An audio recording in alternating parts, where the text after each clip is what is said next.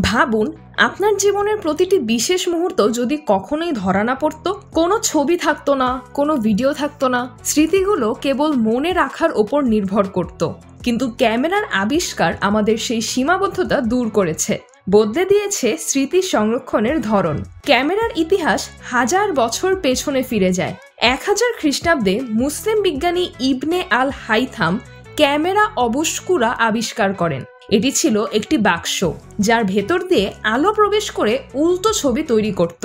এরপর 1826 সালে জোসেফ নিসিফর নিপস প্রথম স্থায়ী ছবি তুলতে সক্ষম হন। এরপর ডাগেরোটাইপ, ইমালশন প্লেট ও ওয়েট প্লেট প্রযুক্তি আসে, যা ফটোগ্রাফিকে আরও সহজ করে তোলে। কিন্তু বড় পরিবর্তন আসে 1888 সালে, যখন জর্জ ইস্টম্যান কোদাক ক্যামেরা বাজারে নিয়ে আসেন।